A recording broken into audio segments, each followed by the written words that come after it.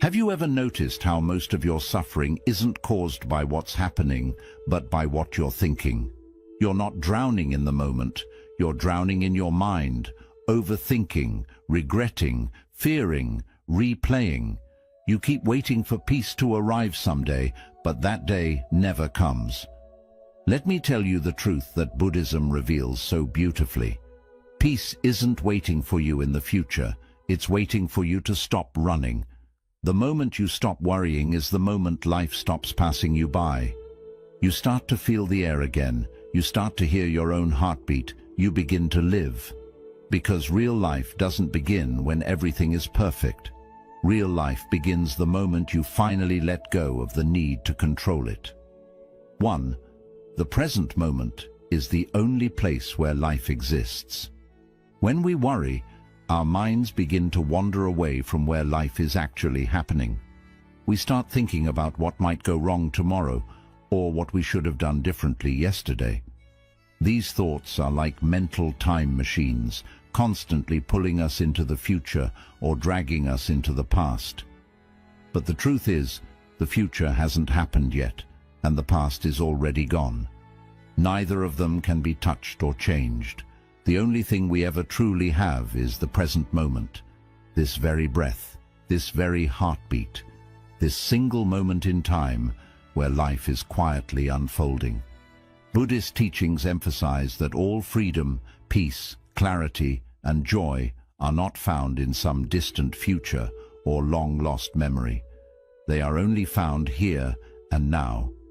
The more we feed our worries with attention, the more we lose contact with this present moment, and the more we lose contact with now, the more anxious and disconnected we feel.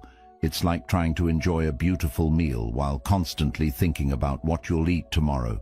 You miss the flavors, the texture, the experience. Life works the same way.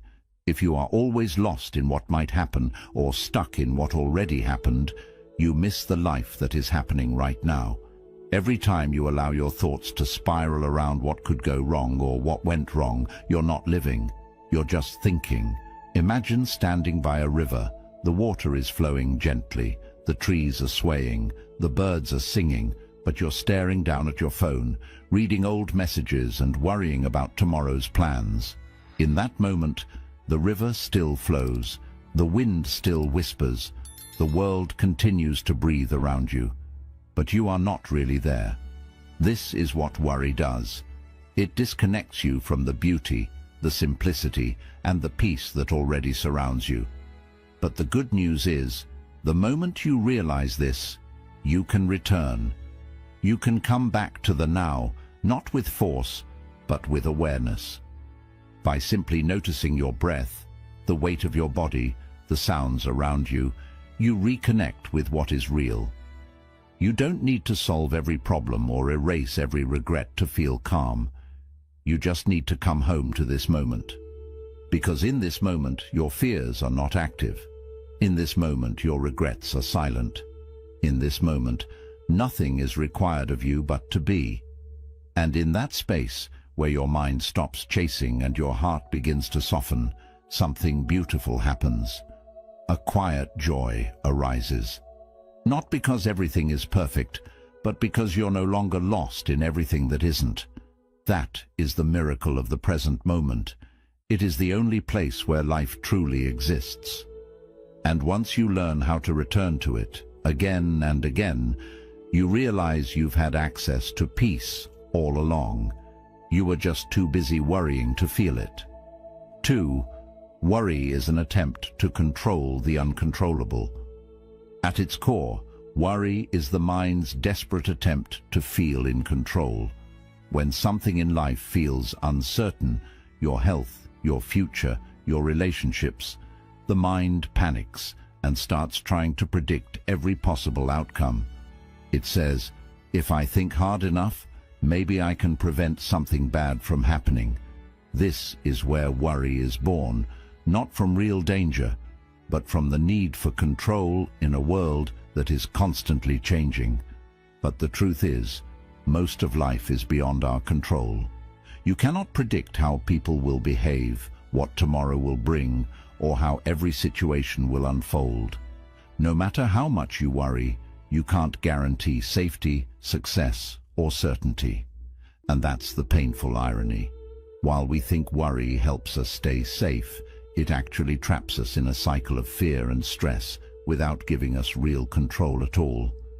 From a Buddhist perspective, this need to control comes from attachment, our deep emotional investment in how things should go.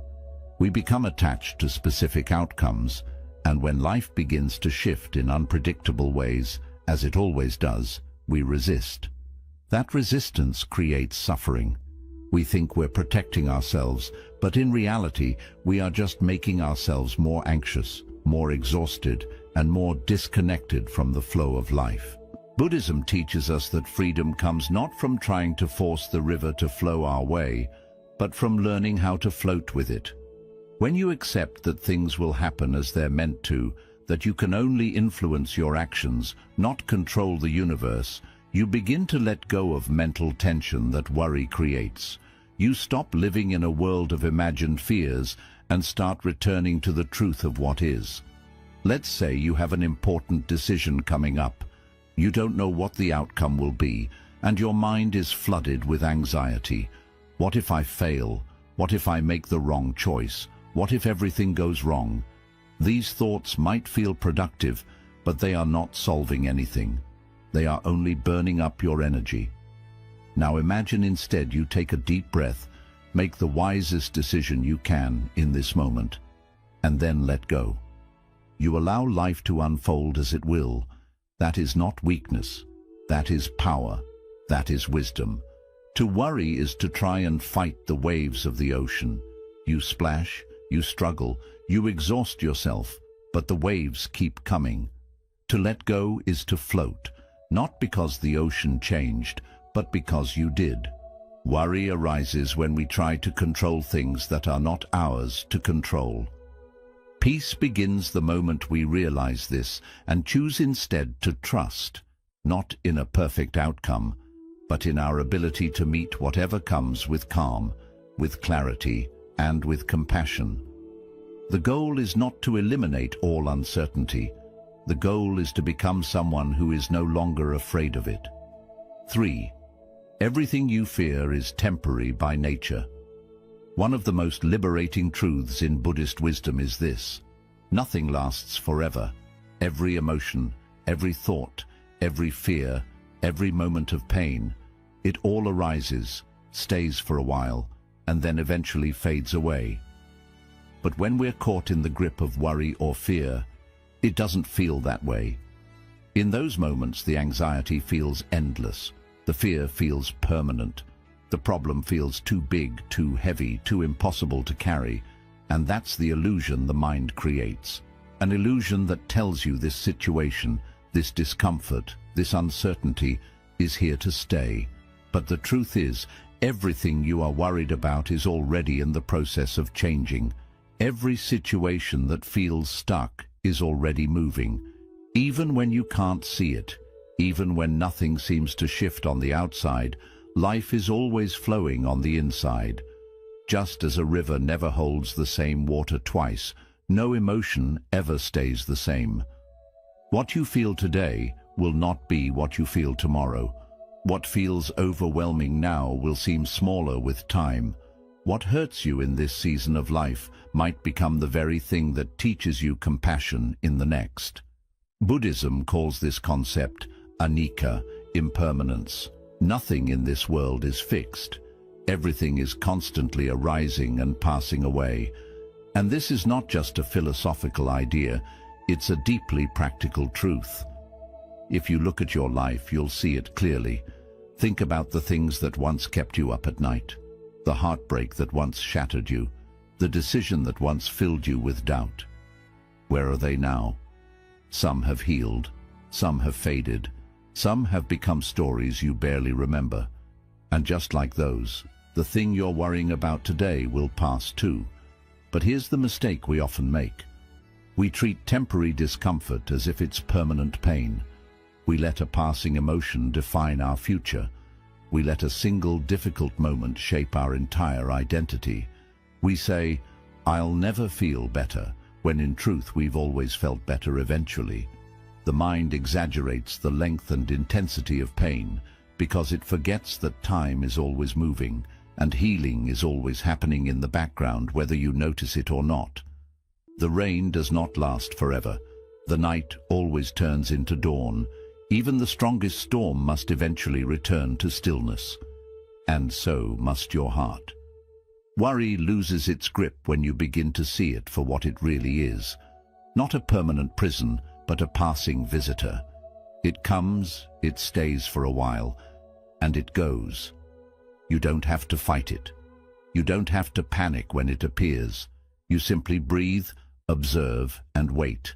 Like a wise monk watching the wind pass through the trees, you remain rooted in stillness, knowing that this moment, no matter how intense, is just one page in a much bigger story. You don't have to fix everything right now. You don't have to find all the answers today. You just have to remember this. This too shall pass. And not because you force it to, but because that is the nature of all things. Worry fades when you trust in impermanence. Fear softens when you see that even your darkest thoughts are not who you are. They are simply clouds passing through the sky of your awareness. You are not your worry. You are the sky.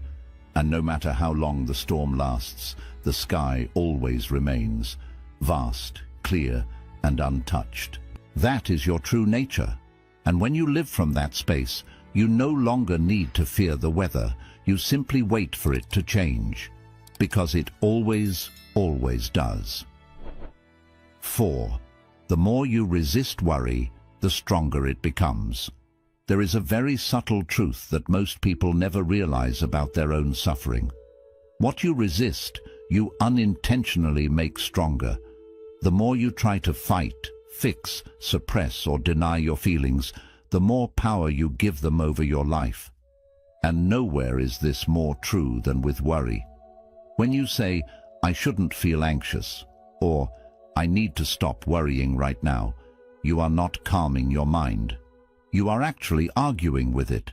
You're turning your inner world into a battleground. And in Buddhism, we are taught that true peace can never grow in the soil of resistance. The mind is like water. When it's undisturbed, it becomes still and clear. But when you agitate it, when you stir it up with resistance, judgment, and self-criticism, it becomes cloudy and chaotic. Most of us are taught to run from uncomfortable feelings, to shut down our fears, to distract ourselves with noise, busyness, or constant activity. But this only buries the worry deeper into the mind, where it waits in silence, growing stronger beneath the surface. You can't outrun your mind.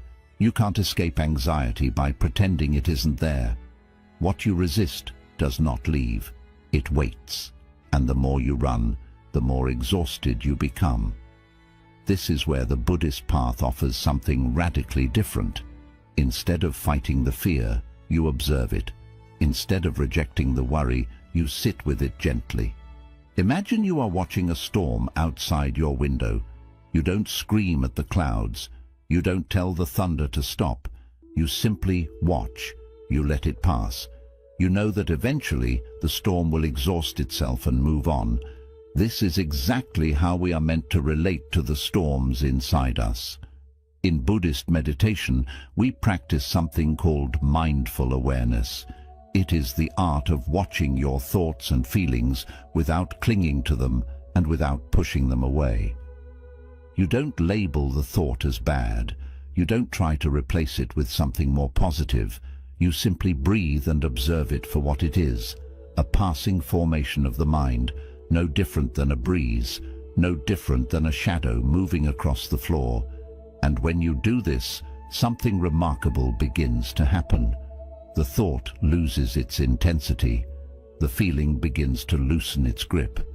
You start to realize that your worry was never as permanent or as powerful as it once seemed. It was just asking to be seen. Often worry is not a monster to destroy. It is a message waiting to be heard. Sometimes your mind worries because it's trying to protect you, even if it's doing it the wrong way. It remembers past pain and wants to keep you safe. But when you treat it like an enemy, you create inner conflict. Instead, when you approach your worry with kindness, curiosity, and compassion, you create space. And in that space, the worry softens. Letting go of resistance doesn't mean you allow yourself to drown in worry. It means you stop feeding it with fear. You stop arguing with it. You stop believing it defines you. You start creating a relationship with your thoughts where you can listen without reacting. This is what it means to develop emotional maturity. This is what it means to practice inner freedom. When a wave of anxiety rises, don't panic. Don't push. Don't run. Simply say to yourself, this is a moment of worry. I don't have to fight it. I only have to feel it. I only have to breathe through it. Because when you stop resisting what is, you start returning to what's real. The breath, the body, the stillness beneath the noise. The path to peace is not found by defeating your fear. It is found by no longer being afraid of it. When you stop turning your fear into the enemy, you stop giving it a reason to fight back. It's like holding tightly to a rope that's burning your hands. The more you pull, the more it hurts.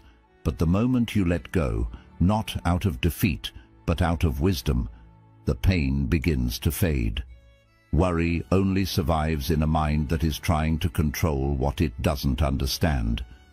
But when you let go of that control and replace it with awareness, trust, and compassion, you find that the storm inside you starts to quiet, not because you silenced it, but because you no longer needed to.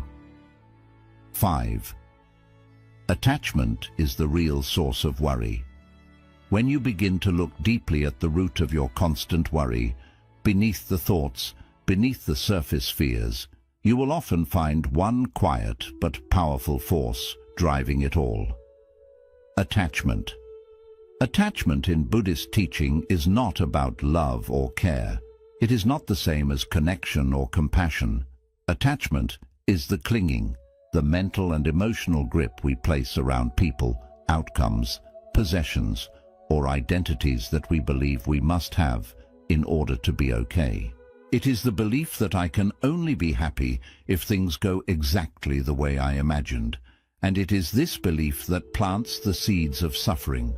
The Buddha taught that attachment is the root of all suffering, and when it comes to worry, this could not be more true.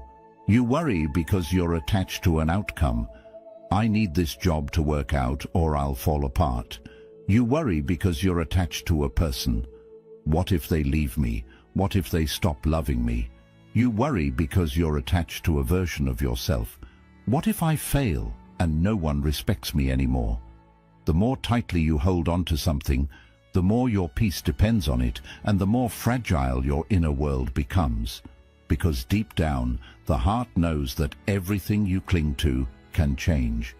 Attachment turns natural uncertainty into unbearable tension. It makes you believe that unless everything goes your way, you cannot feel peace, cannot feel secure, cannot feel whole. But life doesn't work that way. Life is not a predictable machine. It's a living river, always moving, always shifting, always flowing in ways you can't fully control.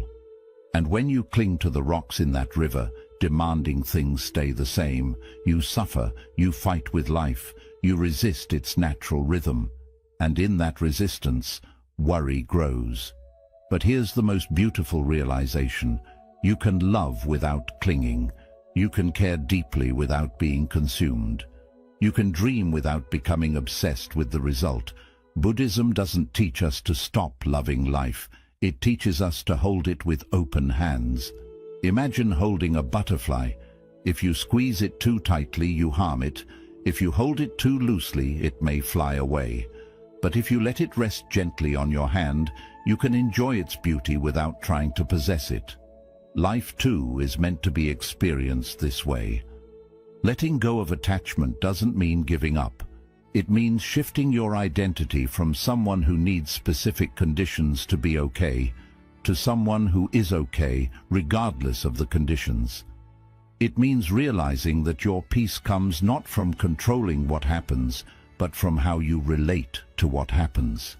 It's not the love that causes suffering. It's the belief that without that love, you are nothing. It's not the goal that brings pain. It's the fear that you won't survive without achieving it. When you free yourself from attachment, you don't stop caring. You start caring more wisely. You begin to understand that people, events, and experiences are all part of life's dance, and trying to freeze them in place only causes tension. You begin to see that true security does not come from trying to make the world bend to your will, but from developing an inner world that is unshakable, grounded in presence, in awareness, and in trust. This doesn't happen all at once. It's a practice. You catch yourself clinging and gently let go. You notice your tight grip on a relationship, a desire, or a fear, and you breathe into that tension. You soften. You choose presence over possession, and over time, your heart learns a new way of being, not rigid and fearful, but open and at ease. So the next time you find yourself overwhelmed by worry, ask yourself gently, what am I afraid to lose? And then ask the deeper question, who would I be if I let go of this fear? The answer is always the same. You would be free. Free not because you stopped caring, but because you stopped believing your life depended on controlling everything you care about. And in that freedom, there is no room for worry. There is only space. Space for peace. Space for joy. Space for life to flow, exactly as it is meant to. 6. Peace is a practice, not a product of perfect circumstances. One of the most common and misleading beliefs we hold is this: I'll feel peaceful once everything in my life is under control. We chase the idea that peace will arrive when our problems disappear, when our relationships are all in harmony, when our bank account is full, when our future is certain, when everyone treats us kindly, and when our to-do list is complete. But this is an illusion because the world never stops moving. Life never stops changing. And if you wait for the storm to stop before you learn how to be still, you'll spend your entire life waiting. In Buddhism, peace is not treated as something you find after life becomes quiet. It is treated as a discipline, a daily inner practice, something you cultivate in the middle of chaos, uncertainty, and pain. It's not a reward you receive when life is easy. It's a skill you develop when life is not. And that changes everything. You see, when you believe that your peace depends on your external environment being perfect, you give away your power. You become a victim of circumstances. You become reactive. If someone speaks to you harshly, you lose your calm. If something doesn't go as planned, you fall apart. Your inner state becomes fragile at the mercy of situations, emotions, and other people's behavior. You're not anchored. You're floating, drifting, pulled by every wave. But peace that is rooted in Buddhist wisdom is different. It does not depend on conditions. It depends on your relationship with those conditions. It asks, can you stay centered even when the world shakes? It asks, can you return to your breath when your thoughts spiral? It asks, can you be kind to your own heart even in the middle of fear? This is not about perfection, it's about presence. The truth is, peace isn't a final destination. It's a choice, and not a one-time choice, but a choice made again and again, especially when it's hardest. When your mind is racing with anxiety, you gently choose to come back to the breath. When things don't go as expected, you choose to accept rather than resist. When someone triggers your emotions, you choose to pause rather than explode. These small choices, repeated over time, reshape your entire experience of life. Think of it like this: peace is like a garden. If you only plant seeds and then walk away hoping for results, you'll come back to find weeds. But if you return to that garden daily, tend to the soil, water it with awareness, and remove the weeds of distraction and resistance, peace begins to grow. Not because the weather is perfect, but because you are consistent. The garden flourishes not by chance, but through care, and so does your mind. We must also recognize that there will be days where peace feels far away. That's okay. Buddhism does not expect us to be perfectly calm all the time. What it teaches us instead is compassion for ourselves, for our messy human emotions, and for our very real struggles. You don't have to be peaceful every minute to walk a peaceful path. You only need to remember your way back when you forget. When you treat peace like a practice, you stop chasing it. You stop saying, "I'll be calm when," and you start saying, "I can choose calm now." You stop searching for the perfect moment and realize that the only moment you ever have is this one. And in this moment, if you breathe, soften, and pay attention, peace will meet you right where you are. It's in the quiet sip of tea. It's in the feeling of sunlight on your skin. It's in the space between thoughts. It's in the acceptance of what is. It's in the breath you are taking right now. Peace is not waiting on the other side of achievement. It's not waiting for your stress to disappear or your life to become simple. It is here, always here, but it must be chosen again and again. And the more you choose it, not perfectly but patiently, the more it becomes your natural state. Worry will still visit, but it will no longer stay.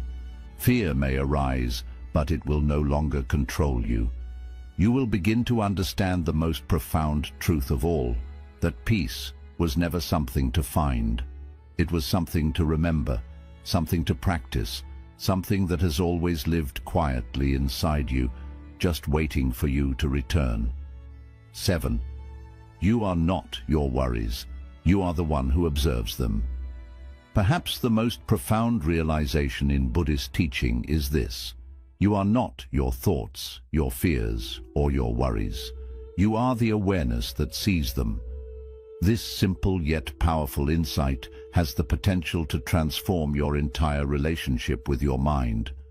Because the moment you realize you are not the voice in your head, but the presence that hears it, you reclaim the inner freedom you were always meant to have. Most people go through life fully identified with their thoughts. They believe every worry they think, every fear they feel, every anxious scenario they imagine. The mind says, "What if something bad happens?"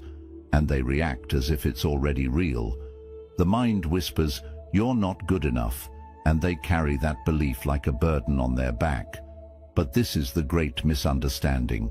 The mind is not your enemy, but it is not you.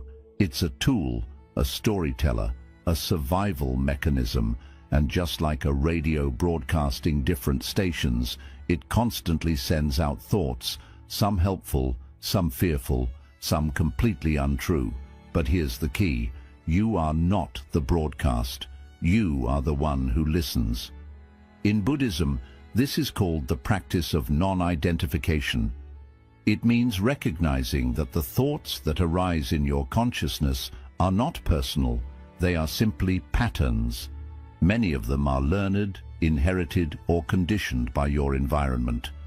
You worry not because you are broken, but because your mind has been trained over years, maybe even decades, to fixate on problems, anticipate danger, and protect you from discomfort.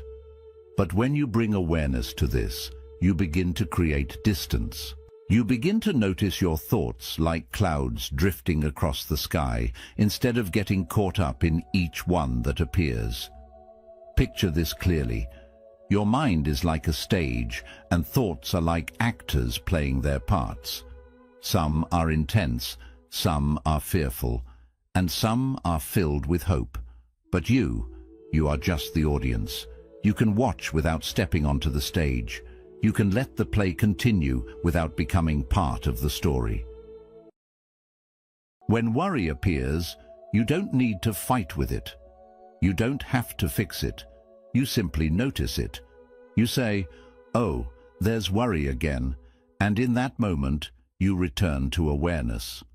This small gap between the trigger and your reaction, between the thought rising and your answer to it, is where your freedom lies. In that gap, you hold the power to stop, to breathe, and to choose a different response. You don't need to chase every thought that pulls your focus. You don't need to accept every story your mind creates. Just because a thought feels urgent doesn't mean it's true. Just because your mind cries, "What if?" doesn't mean you must react. This is where peace begins, not by having no thoughts, but by seeing them without being caught in them. This awareness isn't weak. It is deeply powerful, because the more you practice observing your mind, the clearer you realize that you are never the fear, never the doubt, never the worry. You are the stillness beneath it all. You are the wide sky, not the storm. You are the awareness that stays steady, no matter how loud the mind becomes. Of course, this isn't easy at first. When a wave of fear comes, it's natural to forget that you are not the wave. You are the ocean.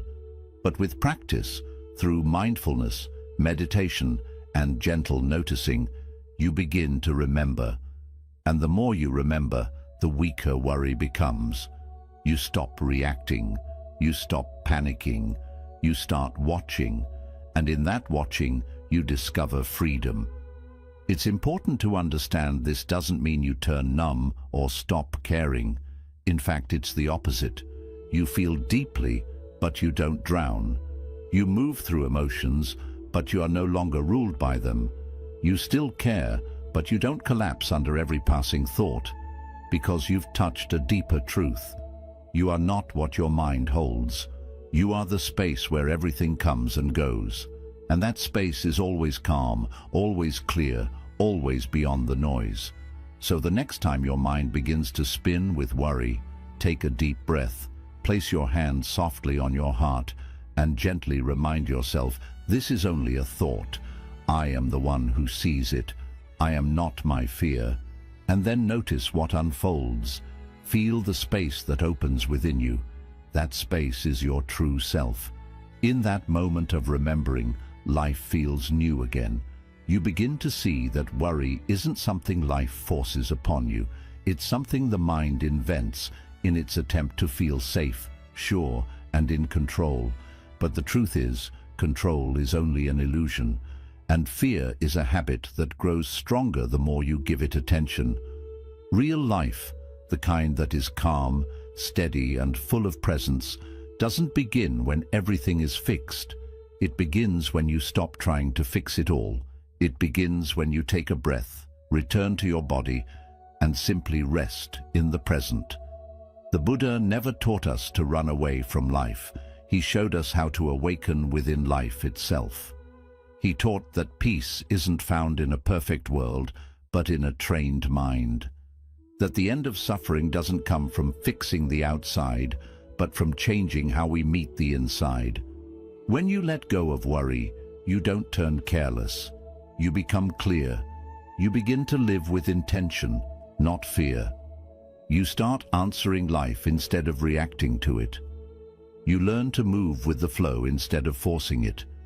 You realize that the present moment is your real home, that you don't need to control everything to feel calm, that everything you fear is already passing away, that struggling with your thoughts only makes them stronger, that holding on brings pain, and letting go brings peace. That calm isn't something you wait for. It's something you practice, and you were never your worry. You were always the awareness behind it, patiently waiting for you to return. So stop waiting for the right time to begin living. This very moment, this very breath, is your path back to peace. Each time your mind drags you into worry, gently guide yourself back, again and again. Not with frustration, but with kindness. Not with force, but with ease. Because every return is a quiet success. Every pause is a step toward freedom. Every breath is a chance to start fresh. And when you live this way, not trying to fix everything, but choosing to stay present with it all, worry no longer rules your life.